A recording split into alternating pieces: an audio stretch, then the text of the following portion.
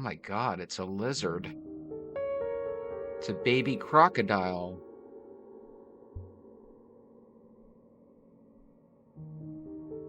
The things people will do to go viral, so they obviously have a deceased lizard that they decided to stuff in this guy's ear, and he did it for the equivalent of about 50 cents probably. That is disgusting. Pull that thing out. Hey, welcome to the show. I hope you enjoy the weird oddities today.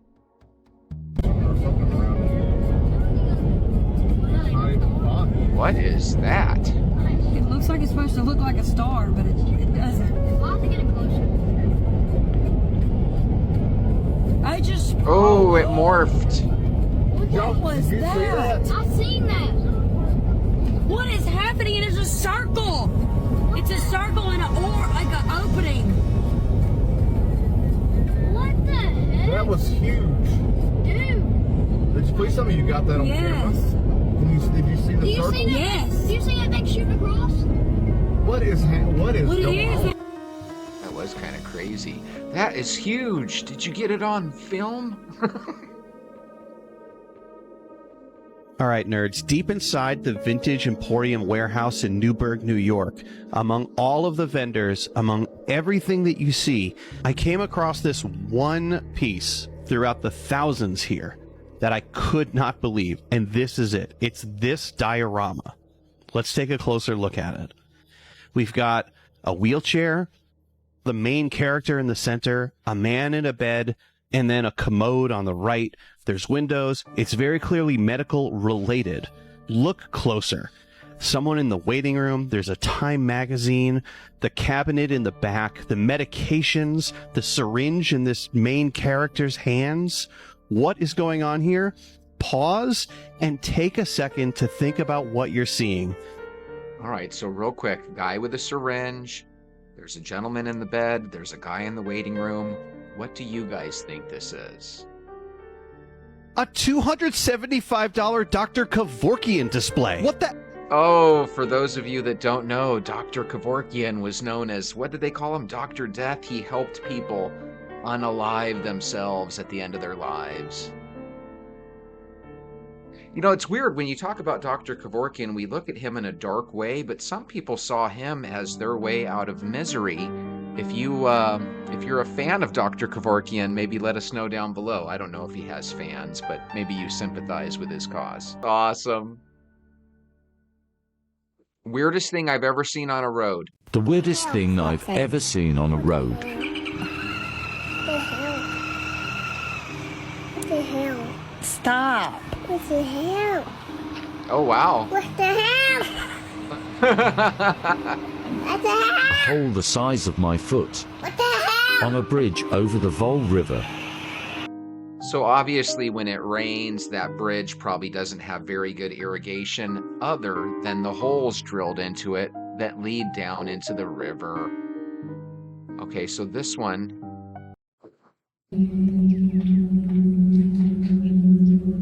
What do you guys think that sound is? I'm thinking that there's probably a beehive nearby, or it might be a plane that's above the clouds because you can't really see in the sky. So what are you guys thinking? What's making this weird sound?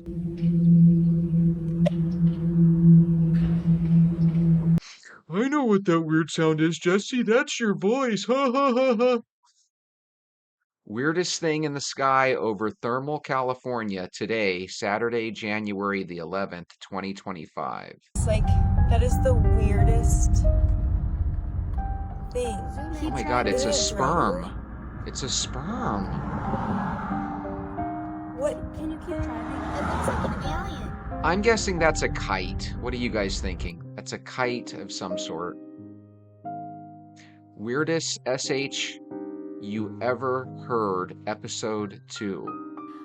Another one of our hybrid people had a different muscle consistency. Generally speaking, she was a woman. Even in childhood, she was warned by her doctors not to play sports, doing nothing competitive physically because her bones were so, her muscles were so weak. And so she's lived her whole life that way. And now she's a woman who's nearly 50 years old, and she still has to be very careful physically because her muscles just won't do what the rest of our muscles will do.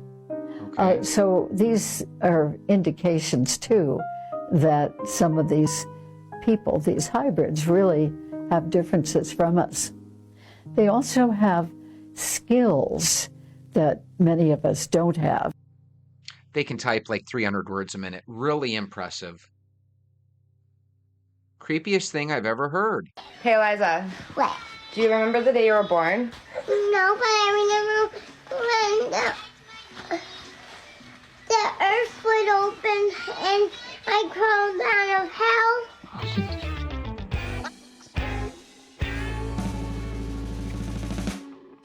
So what's the craziest thing you've ever heard a doctor say?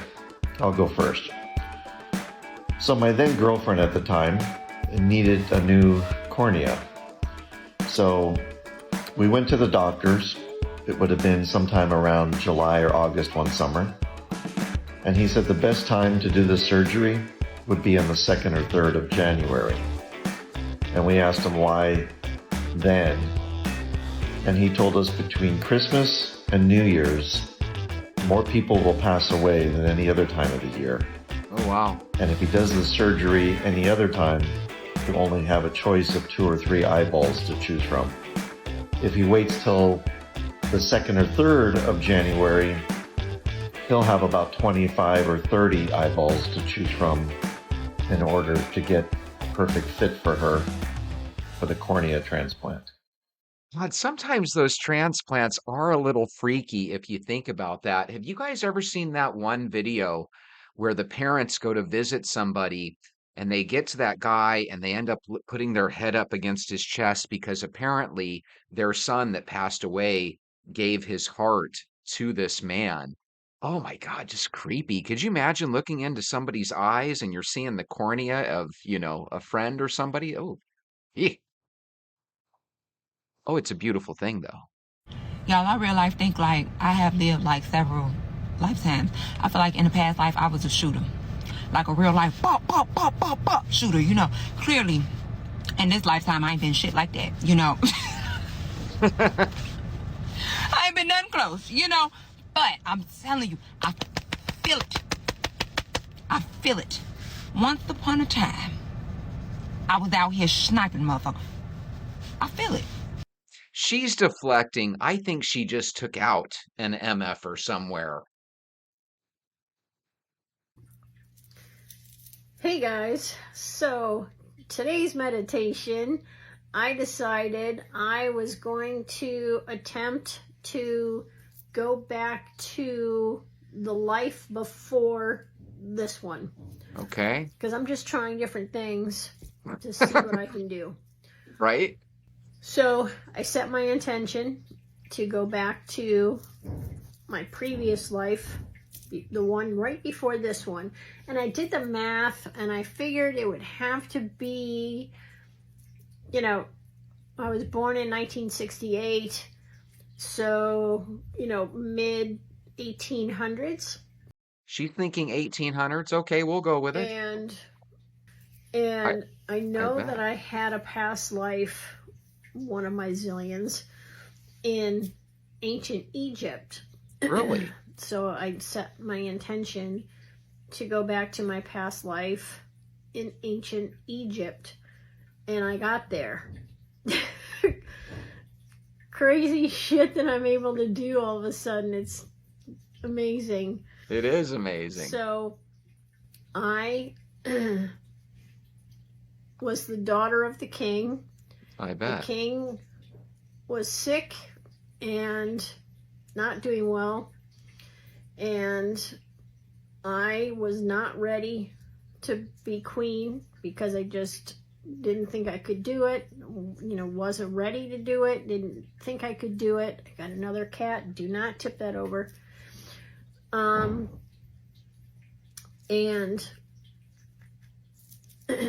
I was sleeping, and the maidens came in and woke me up and said, you know, the king has passed and that I needed to address the people. And instead of that, I took off running, crying, carrying on, because still king is my father. And so I was running. The maidens were chasing me, saying my name back then was Cassandra. Sounds made up. Time travel. The funny thing about it is once you choose to do it, technically you're on the path of mastery, right? So if I choose to pick up a pen and a paper and become a sketch artist, I'm on my way to mastery as long as I keep going, right? So the more you keep going, the better you get at it. The reason why time travelers get better is because they're always going back to the past to change things. So once you start going back to your past to change how you are today, that is the key. It's not changing what happened then, it's changing who you are now by going back into the past to understand what happened. Ooh, this one's a little deep. This is interesting. If you missed that first part, rewind it. That's really an interesting parallel. Let's go further. So that you can alter and change the behavior that you have now. That's time traveling. So when we do that, it's also called reflection and learning lessons. But, you know, I guess time traveling just sounds cuter and cooler, you know? Right. I mean, like, I dig it. I really do. But yeah, just reflecting on our past and in order to change the now and putting that change into application is how we change things. And so we're always going back in time, reflection, to change things now. So past you, or future you, I mean, definitely comes to visit you because they're changing you now, because you're a time traveler, so you're changing yourself, and so they're changing you. It's a whole, like, a little effect. It's a really cool, like, you know?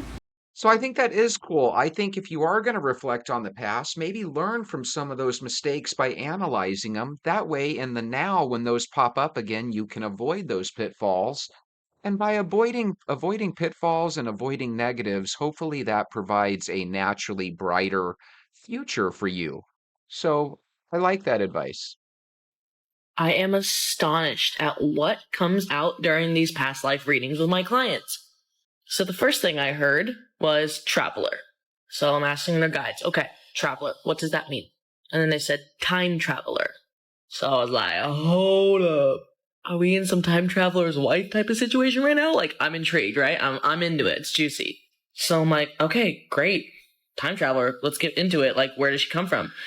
And then they started saying this star system, and it started with a Z. And it's honestly like the hardest word to hear, so I had to write it down. I don't even know if I can pronounce it right, but this is what I wrote down. Zubenelgenubi.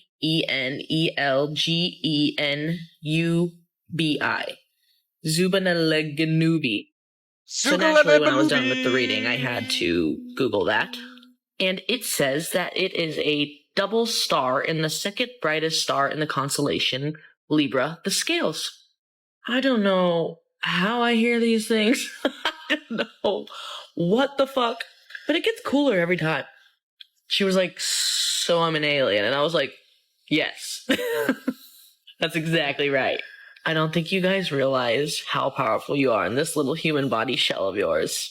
We all have massive missions of why we came to Earth. And to tap into that in any lifetime and feel into your purpose, your life purpose, incredible. See, don't doubt her because your mission that you were put on Earth to do was to watch TikTok compilations. Did I say that right? Compilations. You know what I mean.